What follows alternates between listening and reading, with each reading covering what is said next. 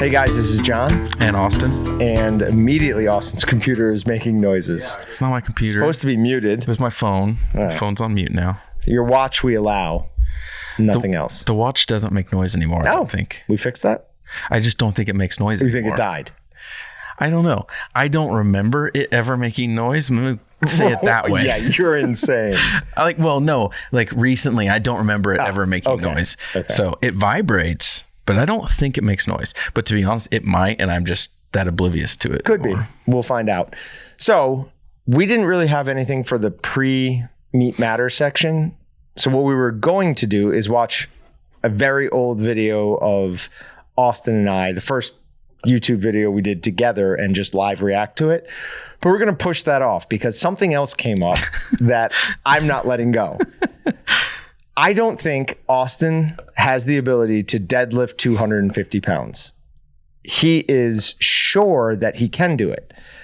Is that interesting to you? It probably wouldn't be, except for the fact that we have a deadlift bar here and 250 pounds in weight. I mean, all it is like, if I was to go over and give you a bear hug and pick you up, you're close to 250 pounds. First of all, I'm not 250 pounds. Second of all, you would be picking me up from up here.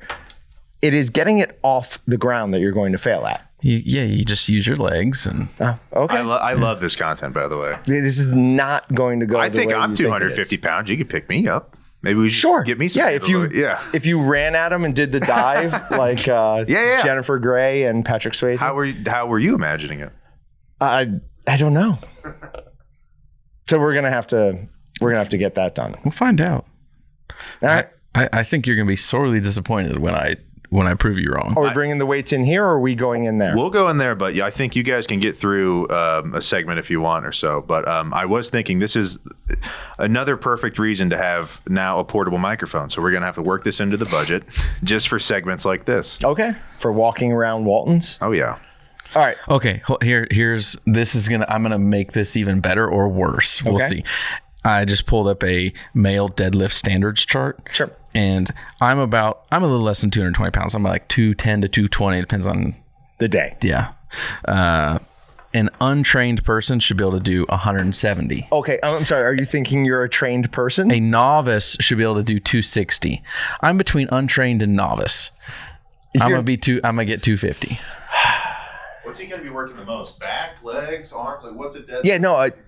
I am. When's the next time you're going to see Dr. Good? Every month. Every Monday. Bad back. You better watch out. Maybe we should hold this off and do it. No, we'll try. Morning. If I think I'm gonna hurt myself, we'll stop. We'll do it again. Okay. We'll do it at the end of the podcast, and then we'll insert it. Perfect. Okay. So, Jon, I did that just fine. I was just about to say, we're back. You failed terribly. We're back. So we will update everybody. Obviously, you'll know for listening to this. All right. Moving on to Meat Matters. We've got some fairly important ones, I would say. The first one being from Farm Progress is cattle prices surge. So fed cattle future prices surged to 185 for April 2024 and 175 in the nearby contract at the time of this writing. The rocket ship ride to record prices is fueled by some fundamental market conditions and some conditions outside of the cattle and beef market. Cash-fed cattle prices have increased, and some of the increase in future prices is the futures playing catch-up. Feeder cattle prices are along for the ride. Feeder cattle, 700 to 800 pound steers in the South approached $200 per hundredweight, while those in the Southern Plains hit $213 in local auctions. Now look at the below graph, right? I had to go back 10 years because what happened in 2014 is a good comparison to what's happening now. It was right after or right in the middle of a huge sell-off, and beef prices went through the roof. Now, we're already halfway up through that blue line. There is no easy way to say this, but some of you are going to have to stop eating beef so that I can continue to eat the amount of beef I want at the price I want. Speaking of that, I should, in the next two to 3 weeks, be going up to Crable's to pick up my quarter. Are we getting some Wagyu? We're going to get some Wagyu as well. Okay. And then hopefully we're going to get Zach to come down, be on the podcast, then try some Wagyu, try some of the regular, and talk about the differences, and then hopefully get to ask him some questions about what it's like to run a beef plant. So Hey, Austin, how do you thaw out a pork butt completely frozen solid? Ooh. How long would it take you? How long? Well, what's your method too you're using? How do you like to thaw stuff out? Oh, I mean, something that big, ideally, you're just going to put it in the fridge and you're going to wait 5 or 6 days, maybe a week. Okay, so if you're a reasonable person, what would you do? Because nobody's doing that. Yeah, say you need it tomorrow. There's not a good way to do that and have it ready by like tomorrow. Well, let me tell you, I took 3. And you can't do that in a safe way. I took 3 frozen solid pork butts. I mean, you took them out of that freezer, you could kill somebody with them. Like if you hit them over the head with it, it's like a rock. Put them in cold water, put them in the fridge overnight, came in. They were not perfectly defrosted. Like it was hard to cut through the middle of it a little bit, to the point where I was like, I better put on a Hex Armor glove because this knife is going to slip. Slippy slide. Never did, but still I was being safe. And made sausage out of it, no problem. So in water, in the fridge, defrost, to the point where you can use them in just over 12 hours. Did that at 4, 12, so 15 hours. Did you check what temperature it was at? Because that thing was not thaw then. If it was hard, because meat thaws like well at a much different temperature. Yeah, like I said, there was still it was still frozen kind of in the middle, but to the point where I could fairly easily get a knife through it. Yeah. I mean, the best way to thaw meat while retaining some level of safety, even though you can do it in a way that's not safe, is still in water, because you just need more matter to disperse heat faster. In air. It can't disperse the heat, whatever. Heat, cool, same concept. One's hot, one's cold, but same thing. But to do that. So in the fridge, that's better. A lot of people will just like put a thing of water in their, or fill up their sink, or put a container of water on their counter, put something in it. That's where you get not great. Dangerous, right? But there were mounds of ice over all 3 of the pork butts in there when I came in this morning. So that's the amount of heat they were releasing caused ice. That doesn't make any sense. Don't know why I said that. Don't know why I said that. But it did freeze like the water right around. Oh, that's what you're saying. Yeah. Okay. Dang. Yeah. So that's cool. Okay. So if you look at the June number, we're just a little bit below that. Now it's a little bit confusing because it starts in September and ends in August. So you have to follow June and then go back around till you get back to December. And then you move on to 2016. But look what is coming. Look at what is coming in September, October, November, December. That blue line is all 2015. So we are right here. It is going up to there. So we're at 215 right now. It's going up to 235. So steaks are going to go back up to what they were during the worst of the COVID nonsense. Expect to see prices go up another 10, 20%. That's so terrible. Now, this looks pretty bad, right? These are the same graph, okay? Look where it is. We have this blue graph showing it's the same information, but it does a better job in showing what spike is coming. So this is 323. Look at that jump. Now look down here. Here's where 323 is. Look where it ended up. That makes it, the first graph makes it look like it's a steep climb. The second graph shows that is nothing. Are those not like the same thing? They're the same thing, but look at the dates at the bottom. So here, where that 323 jump is just this right there. And then what comes after it is absolutely terrible. No, this is the exact same graph. I'm positive. This is the exact same graph. How are you? Oh, you're looking at the... This is the exact same graph. We have to cut this part out. This is the exact same graph. No, we don't. Don't cut it out. I thought that this... No, this is the exact same graph. It just doesn't have all the numbers at the bottom. Yeah, you're I get what you were looking at and what you thought you were seeing, but that's not what I was not seeing. what you're seeing. Oh God, that's bad. If it was what you thought, I would be scared right now. Real quick, tell me how you noticed that, because I know how I notice or how I see it now. I mean, I just am looking at all the little ups and downs and peaks and valleys, and the last one has like, even though they're like, it does look different. The graphs look funky, but if you look at how they move up and down on the last bit, it's exactly the same. Okay, I take that back. So I was in this embarrassment. I was in this political advertisement class one time, and there was like online discussion based for what that's worth. So it's like you write a paragraph, contribute, and then you kind of hope to God they don't talk about it the next day or call on you. And then they were talking about Clinton, and I wrote this whole thing saying like, well, I think, she did this and then that and then whatever.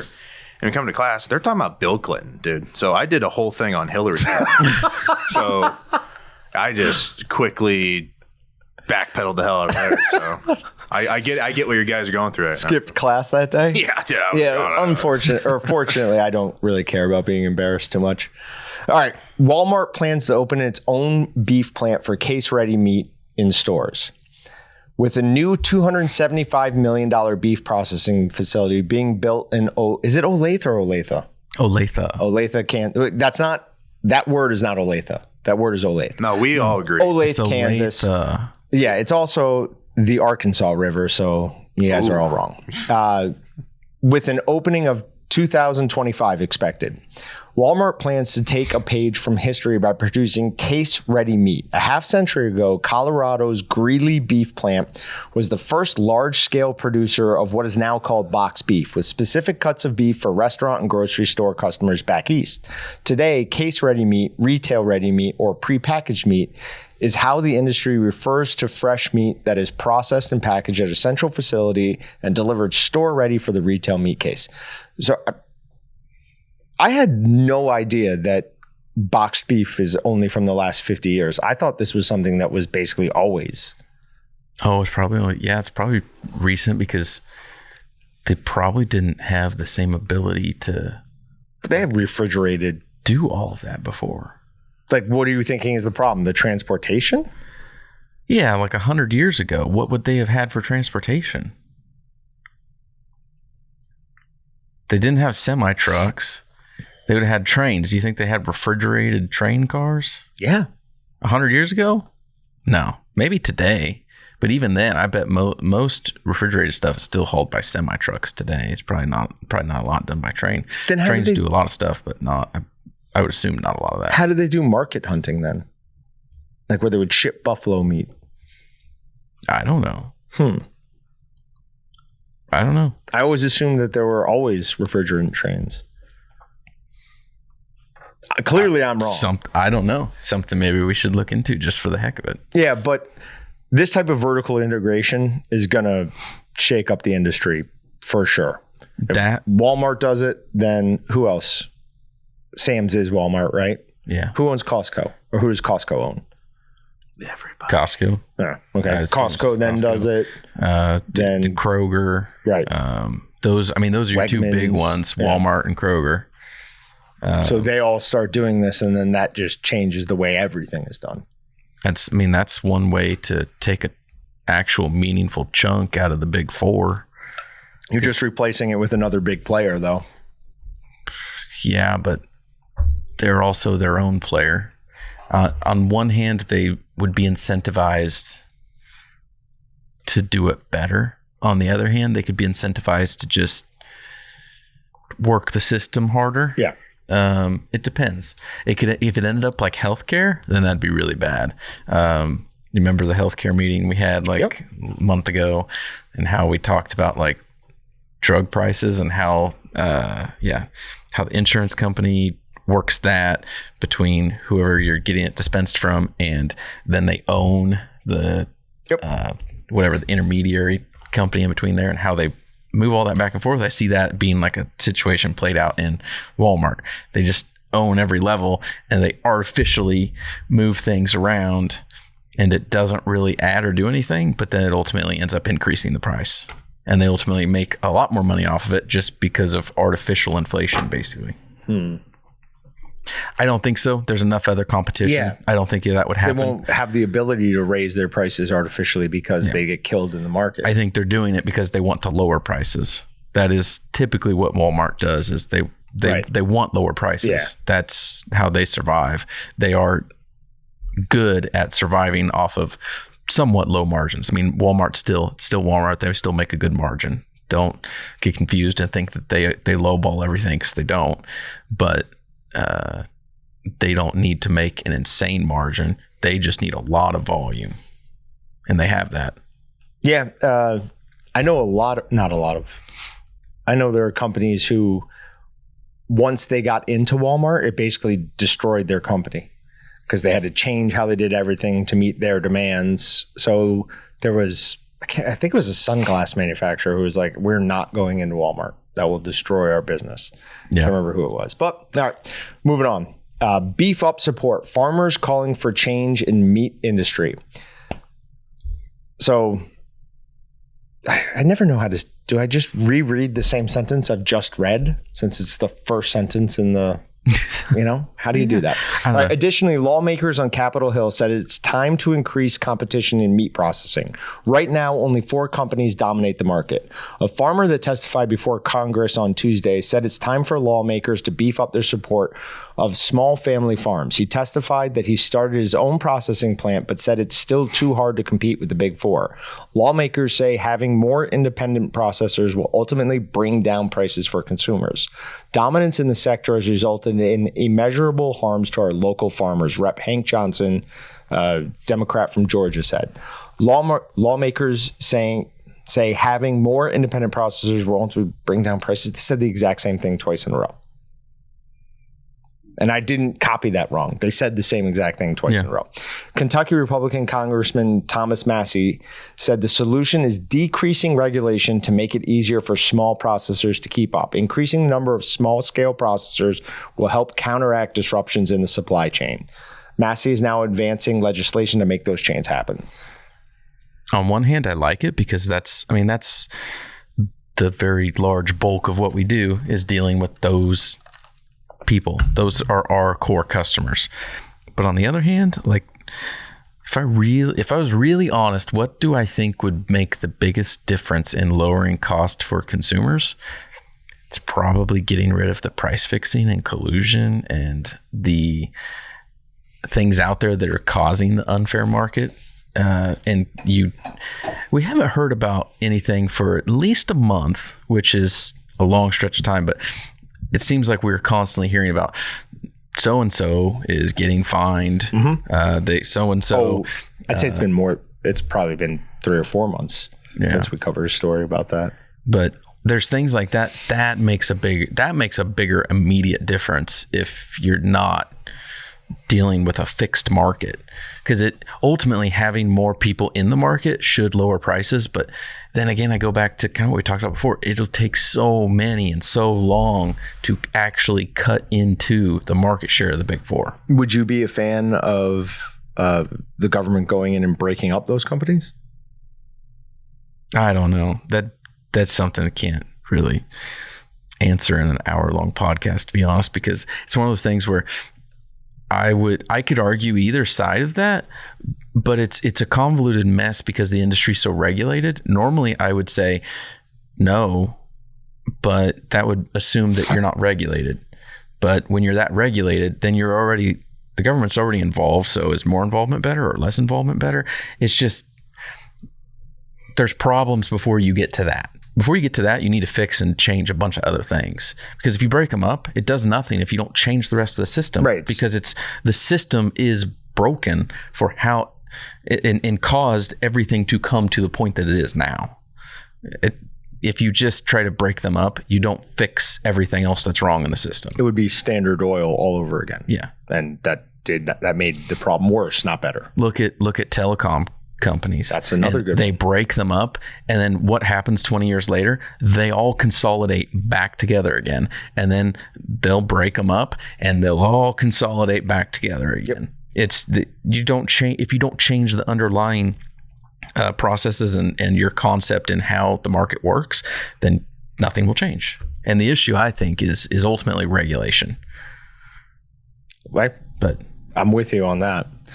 All right, moving on. This is from Dakota News Now. Oversupply of milk causes them to dump thousands of gallons of milk just into a field. what? Like the picture is literally just a milk truck dumping product out. Why would you do that? That could have been made into ice cream. Get some or cookies. something I thought, what are we cheese. doing? I thought cheese. Cheese You would could have make cheese out of that. I didn't even think about that. I saw something that said it was a bus sign in California that says it takes like 381 gallons of water to make a pound of cheese.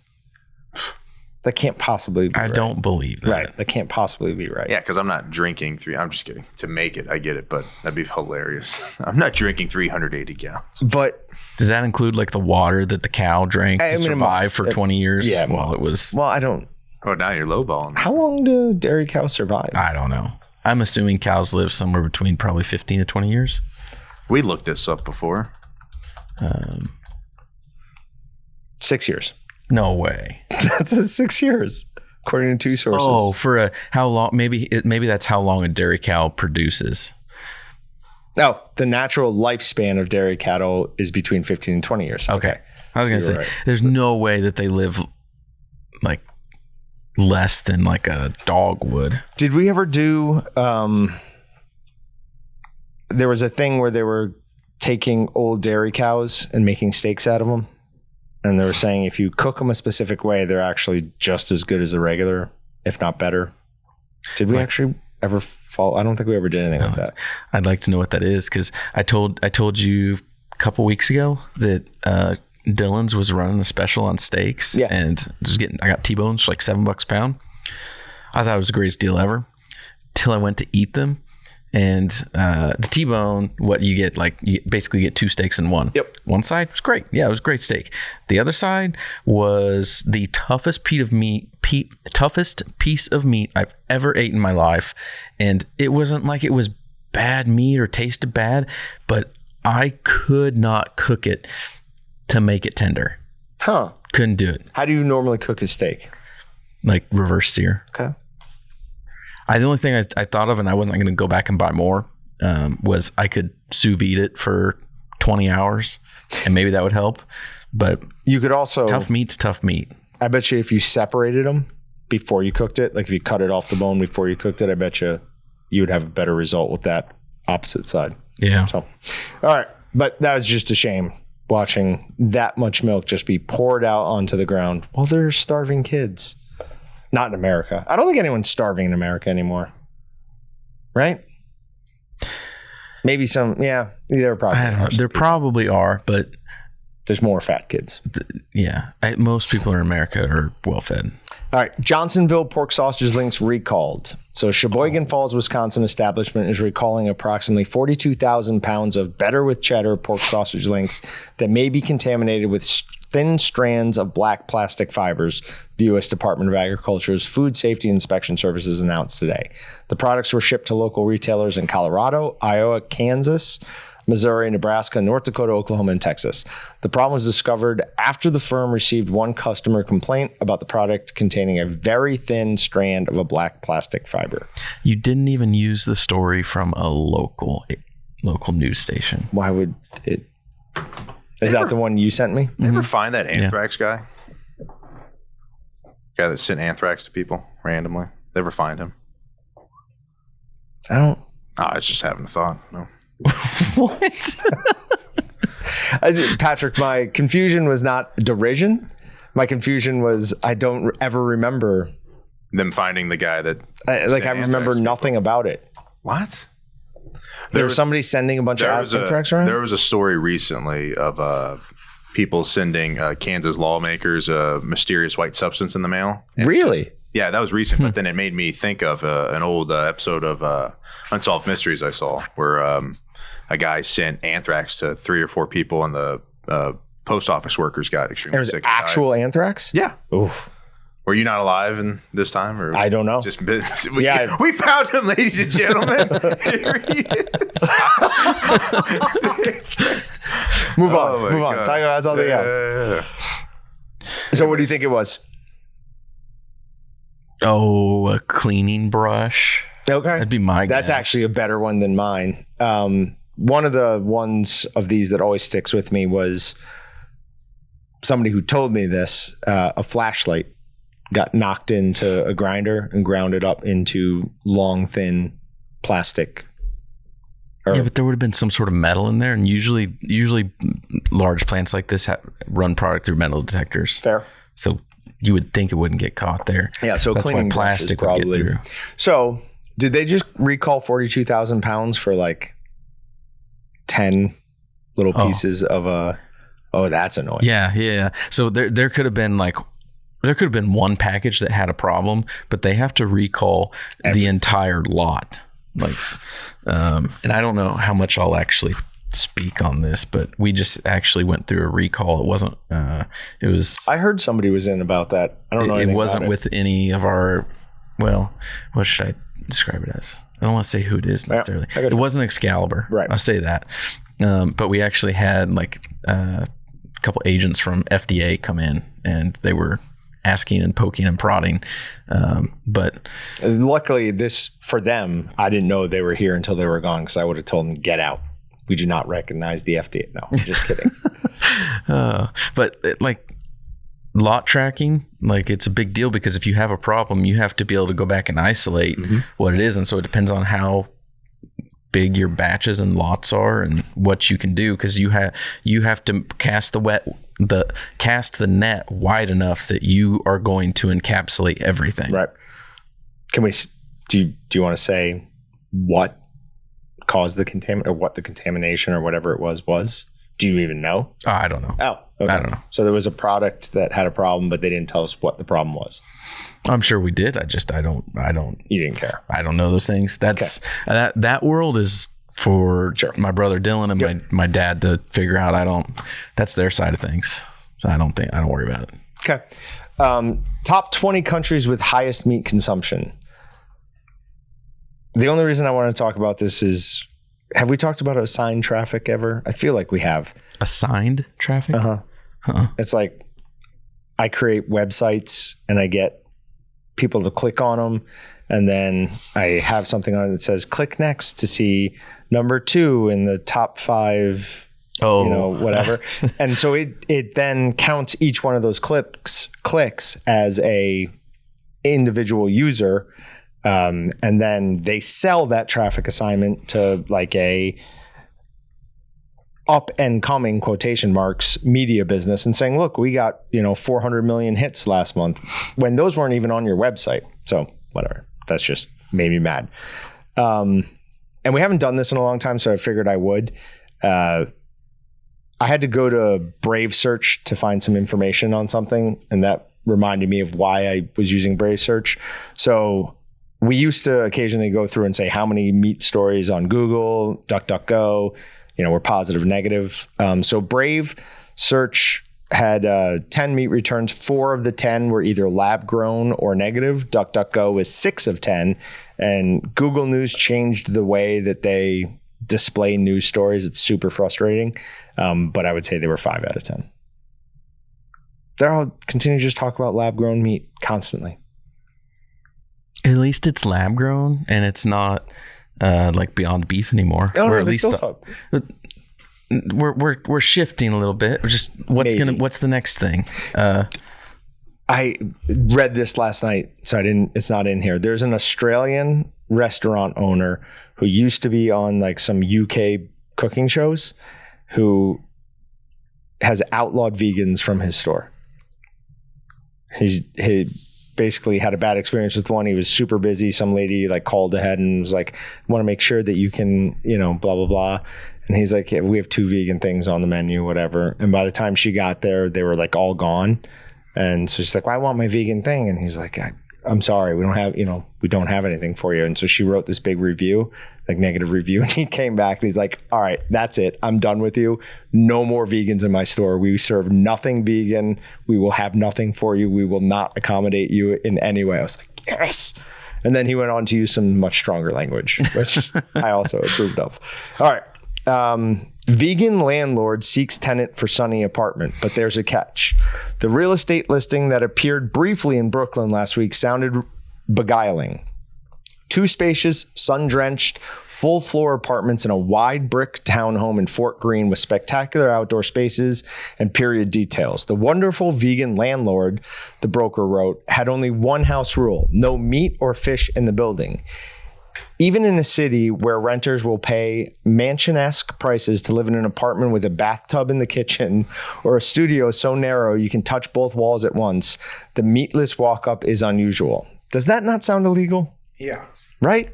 Yeah, for sure. I don't know. It's technically not a protected class. So What if you you can do whatever you want. If it was for religious reasons, though, you're directly in conflict with that. So I mean, if you can outlaw a vegan from coming to your restaurant. No. They're still welcome to come. He can't outlaw them. He can basically say, I'm not putting anything vegan on my menu.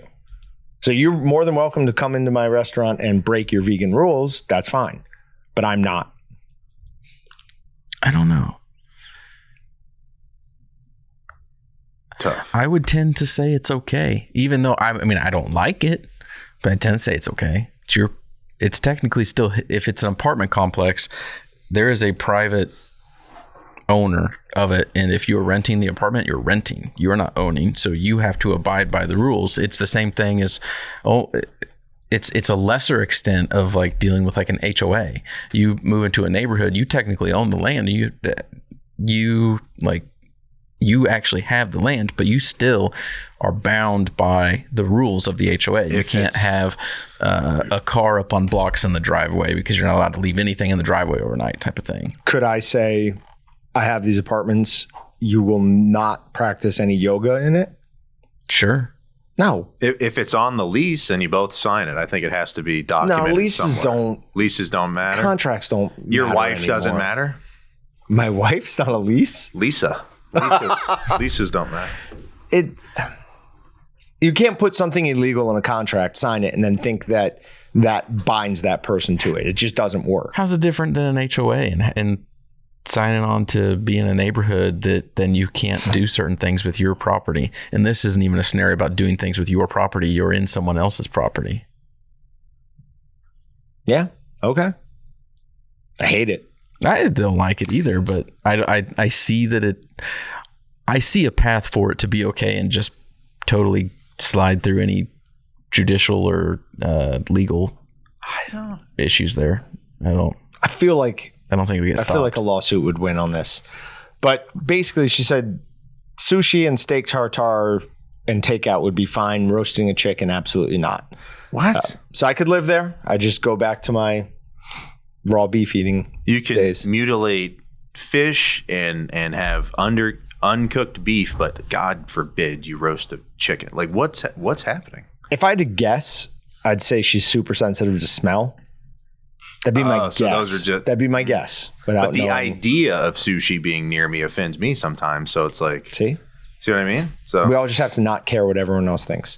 All right. Why Cargill, a real meat maker, may be the big winner in the plant-based food. So Cargill, the largest privately held company in the U.S. Did we know that? Mm-hmm. Wow. With $165 billion in 2022 revenue, is investing for the long game in plant-based food and a world which it forecasts will need 70% more protein over the next 3 decades. Why are we going to need 70% more protein over the next 3 decades? That doesn't make any sense. What? Yeah. Are we not eating enough protein now? Which it forecasts will need 70% more protein over the next 3 decades. That doesn't make sense. I don't know. The agribusiness giant got into the market later than buzzy startups, including Beyond Meat and Impossible Foods, as well as traditional rivals Tyson Foods, Hormel, and Smithfield Foods.